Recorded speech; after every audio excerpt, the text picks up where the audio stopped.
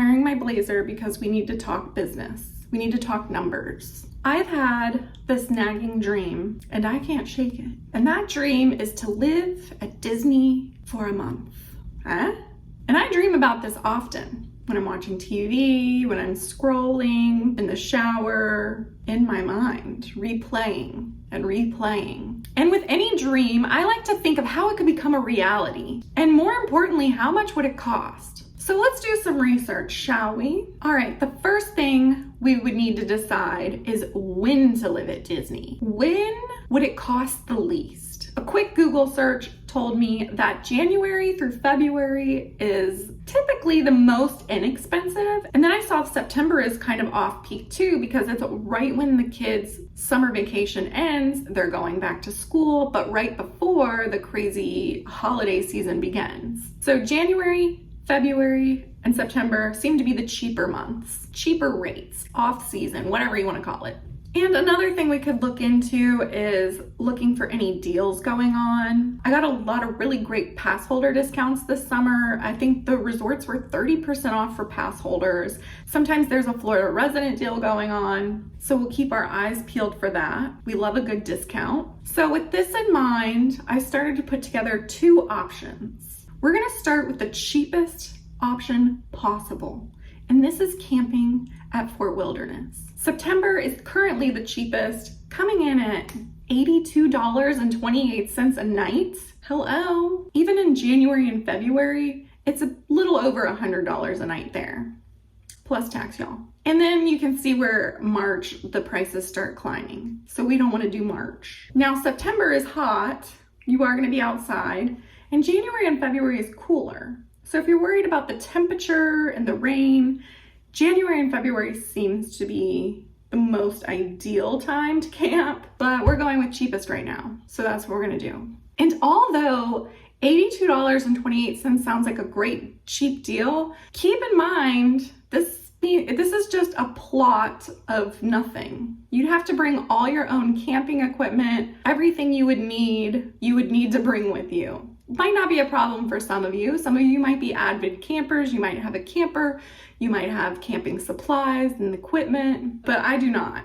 I camped once and that was it. So all that just to say, that's something to consider in the price when you're looking at this cheapest option is the gear and the weather. So this might work for some of you, but I'm gonna look at an alternative because I have zero camping gear. With tax and everything, that comes out to $2,721.51 for your stay. Not bad for a month at Disney for $2,721. Okay. For all you non-campers out there, let's explore option 2. And this is the value resort option, which is my preferred option because I like air conditioning. Currently, September is a $170 a night for a all-star music or all-star sport, which is 2 times more than camping, but 100 times more comfortable. And when we put that option in the cart, it comes out to $5,621.68 with tax. This is much more expensive, but still not crazy unless I'm crazy. I feel like the best way to make this doable is to split the cost with someone, but we're gonna get into that. Another thing to consider is if you're not splitting the cost, if you can book it a year in advance, then you're only putting down that $153 deposit due today. Then you'd have the rest of the year to save up for the remaining balance. All right, so now that we have 2 resort options, camping and value, we got our prices, we do need to consider tickets. Like, what's the point in living at Disney if you can't go to the park, right? Currently, I have an annual pass, and I think that's the best option. That's the best route. Florida residents can get the Pixie Dust Pass. That starts at $468 plus tax, which is an incredible deal in my opinion. But this gets you in the parks during the weekdays, not the weekends. But we're going for the cheapest option here. If you're out of state, then you would have to purchase the IncrediPass, which would make your cost substantially more because that one starts at $14.50, which is also a really great deal if you're going to the parks a lot.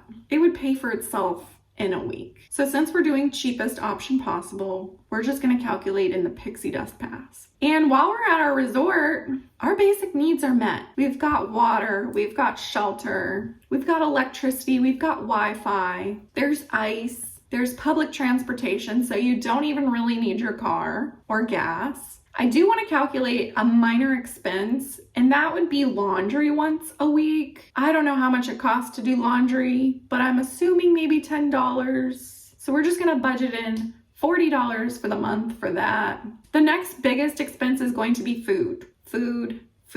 We're going to need to eat. But guess what? We eat when we're at home too. So is this really an expense? You're buying food whether you're at home, you're buying food whether you're at Disney. So I'm just gonna include it, but I'm going to set myself on a budget. Now I'm gonna base my food budget on buying some quick service food, snack, and some groceries, because I feel like in order to make this work, we're gonna have to do a blend of the two. Maybe get some snacks, drinks to keep in the room, but also needing to eat while you're out and about. And I settled on a budget of $200 a week, $800 for the month for just me. So per person. All right, so now that I've collected all my information, let's add this up. How much is it gonna cost to live at Disney for a month? Okay, option 1 is camping at Fort Wilderness. That's $83 a night plus tax. That's $27.21 total. We're gonna have to find someone to split the cost with us. So that'd be $13.60 total. Next, we factor in the $468 for the annual pass, the $40 for laundry, and the $800 for food. And we're at $26.68. What?